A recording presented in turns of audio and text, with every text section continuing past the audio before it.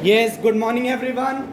Next is exercise 8.3, chapter number 8, comparing quantities.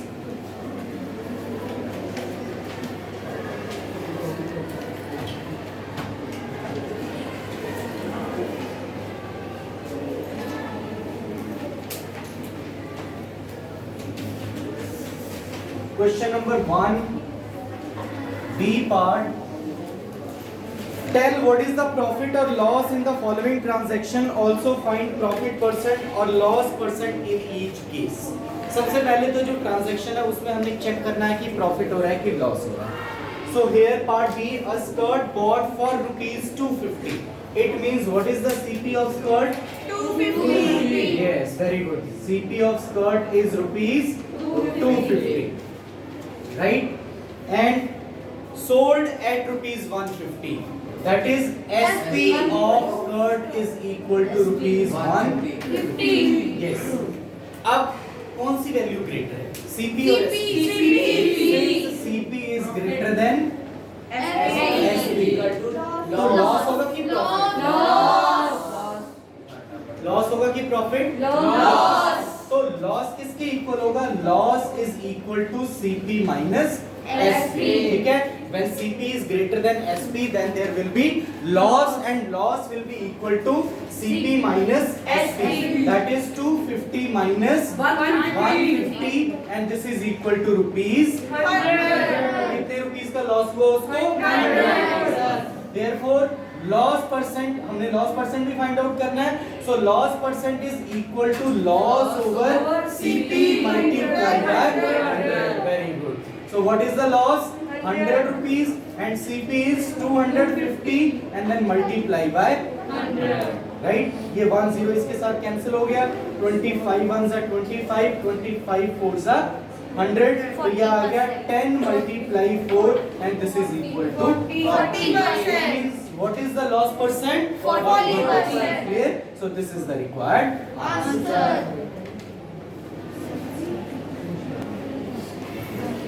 Yes, next is question number 2. Convert each part of the ratio to percentage. ठीक है? अब ये ratio दी हुई है. First part 3:1. तो ratio को हमने किस में कन्वर्ट करना है? परसेंटेज में. ठीक है? तो इसमें देखो फर्स्ट पार्ट क्या है? 3. सेकंड क्या है? 1. तो टोटल पार्ट्स कितने हो गए?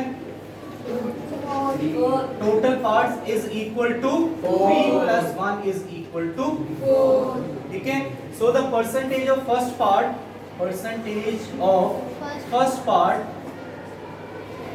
first part की क्या परसेंटेज होगी? 3/4 multiply by 100.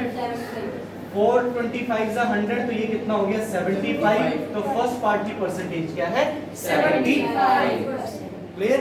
And percentage of second part is equal to 1/4 multiplied by 100, and this is equal to 25%. Any doubt? No sir. ठीक है, सेकंड पार्ट भी कर लेते हैं. बी पार्ट, ये ए पार्ट था. B part is 2:3:5. अब इसमें टोटल कितने पार्ट्स हैं? 10. तो मतलब 1 2 3 पार्ट है, तो टोटल ऑफ पार्ट्स क्या हो गया? Total of parts is equal to 2 + 3 + 5, and this is equal to 10. Right? So the percentage of first part, percentage of first part is equal to 2/10 multiply 100, and this is equal to 20%. Very good. कितने percent आ गया? 20%. तो first part की percentage कितनी हो गई? 20%. किसी को कोई doubt? Now find the percentage of second part. Second part क्या है? 3/10 multiply by 100, and this is equal to 50%. Percentage of third part 5/10 multiply by 100, 50%. Clear? ये टोटल ये ऐड करके वेरीफाई भी कर लेना कि 100% आ रहा है कि नहीं. 20 + 30 50, 50 + 50 clear.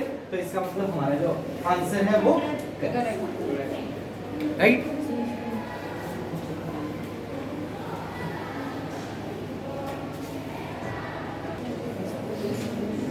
Yes, next is question number 4. Arun bought a car for rupees 3,50,000. The next year the price went up to rupees 3,70,000. तो प्राइस इंक्रीज हो रहा है कि डिक्रीज हो रहा है? यस, क्यों? क्योंकि जो ओरिजिनल था वो कितना था? 3,50,000. नेक्स्ट ईयर वो इंक्रीज होके कितना हो गया? 3,70,000. What was the percentage of price increase? ठीक है, तो हमने क्या लिखना है? हमने क्या फाइंड आउट करना है? Percentage increase. तो क्लियरली यहाँ पे क्या हो रहा है? परसेंटेज जो इंक्रीज हो रही है अमाउंट. ठीक है, तो अमाउंट ऑफ चेंज क्या होगा यहाँ पे? Amount of change is equal to 3,70,000 minus 3,50,000. Very good. तो कितना आ गया ये? ₹20,000. तो कितना अमाउंट चेंज हो रहा है? 20,000. Right. And original amount, that is base amount. Original amount कितना है? is equal to 3,50,000. Right? 3,50,000. Therefore, percentage increase is equal to amount of change over original amount multiply by. Right. तो amount of change कितना है? 20,000 and 3,50,000 original amount multiply by 100. 20 इसके साथ ये cancel हो गया, ये 20 इसके साथ कैंसिल हो गया. तो कितना हो गया ये? 200 डिवाइडेड बाय 35. 5 के टेबल पे जा रहा है. 5 40 200, 5 7 35. ठीक है, तो इसको मिक्स्ड फ्रैक्शन में चेंज कर लो. 5 and 5 by 7%. इसको डेसिमल में भी लिख सकते हैं. ठीक है, डेसिमल में भी लिख सकते हैं हम और इसको मिक्स्ड फ्रैक्शन में भी लिख सकते हैं. इसका मतलब जो प्राइस इंक्रीज हो रहा है वो कितने परसेंट इंक्रीज हो रहा है? 5 and 5 by 7. Clear? So this is the required answer.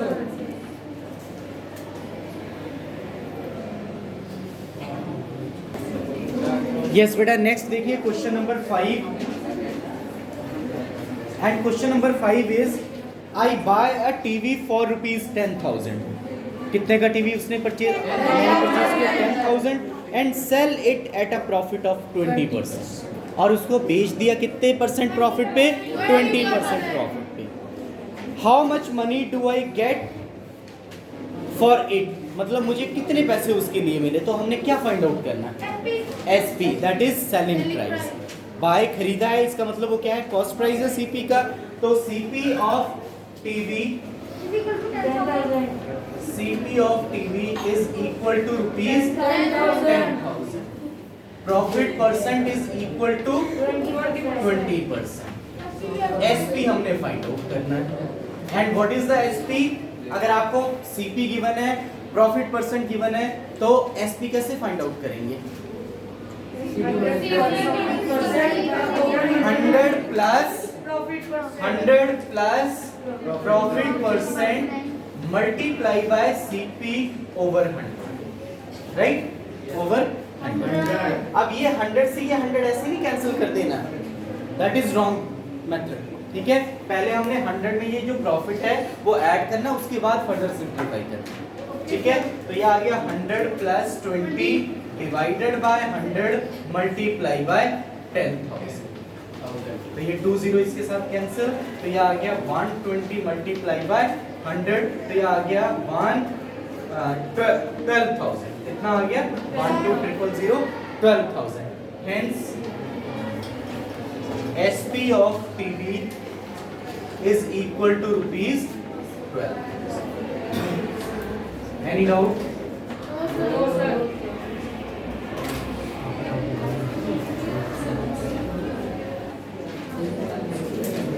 Next is question number 8. Amina buys a book for ₹275. It means what is the CP of the book? 275. CP of book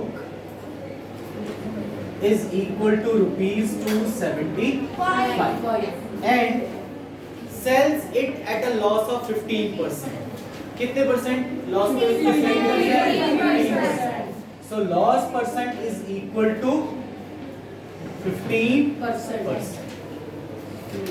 How much does she sell it for? क्या हमने find out करना है? So what is the SP? SP is equal to 100 minus loss percent over 100 multiplied by CP. Very good. ठीक है? Now 100 minus 15 multiplied 275 divided by 100. तो ये आ गया 85 over 100 multiplied by 275. क्लियर? इसको सिंपलीफाई करो कितना आ रहा है? 85 multiplied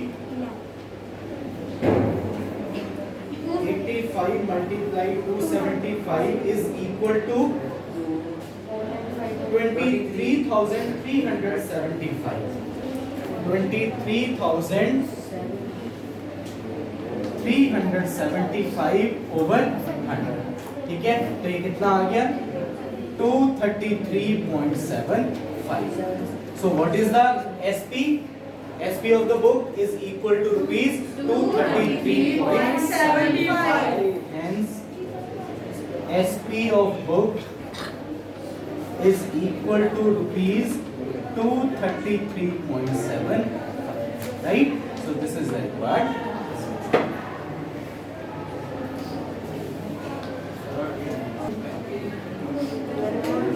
Yes, next is question number 9.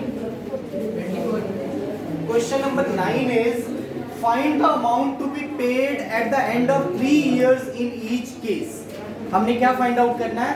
Amount at the end of 3 years where principal amount is rupees 1200 at 12% per annum और rate of interest क्या है? 12% per annum. Principal amount कितना है? 1200 और time period कितना है? 3 years. ठीक है? So here principal amount is equal to rupees 1200. Rate of interest 12% per annum and the time period is equal to 3 years. Right? Therefore simple interest is equal to P multiply R. क्या होगा? Simple interest इसके equal होगा P into R into T over 100. तो ये आ गया 1200 multiply 12 multiply 3 over 100. Clear? अब ये आ गया 12 multiply 12 multiply 3. कितना आंसर आ रहा है? 433. कैलकुलेट करो. 12 multiply 12 144 multiply 3 432. Not 33. 432. So the simple interest is equal to rupees 432. Right? Therefore amount is equal to principal plus simple interest. Principal क्या है? 1200 plus 432. तो ये कितना आ गया? रुपीज 1632. तो रिक्वायर्ड अमाउंट कितना हो गया? Amount which is to be paid at the end of 3 years is equal to 1630. So this is the requirement.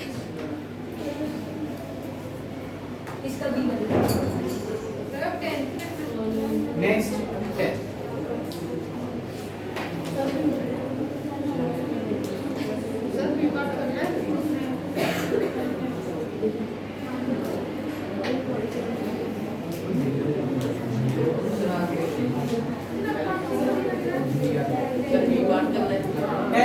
Tenth question. Question number 10. 10th question is what rate gives rupees 280 as interest? इसका मतलब यहाँ पे क्या given है? Simple interest on a sum of rupees 56,000. और किस amount पे? 56,000 पे. It means what is the principal amount? 56,000 in 2 years.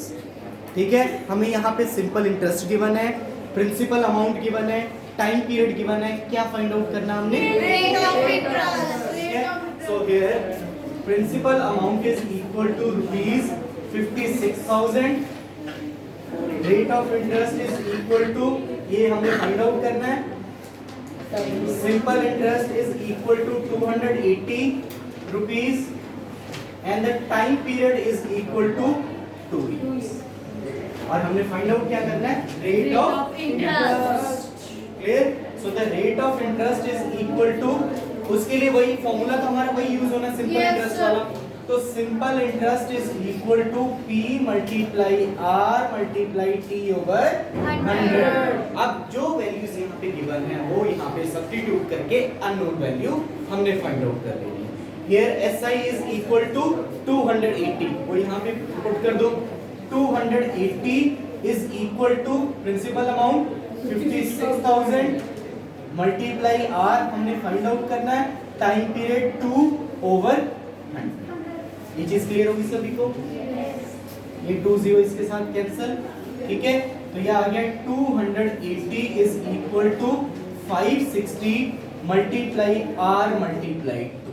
ठीक है, अब हमने R की वैल्यू फाइंड आउट करनी है, तो 560 और 2 इधर आ जाएगा. ठीक है, डिनोमिनेटर में, तो ये हो गया 280 मींस 280 इन दोनों से डिवाइड हो जाएगा. 560 multiply 2 and this is equal to R. ये 0 से 0 कैंसिल. 28 2 जा 56. तो ये कितना आ गया? R is equal to 1 by 2 2 जा. ठीक है, R is equal to 1 by 4%. Clear? Hence, rate of interest is equal to is equal to 1 by 4% per, right? So this is the required.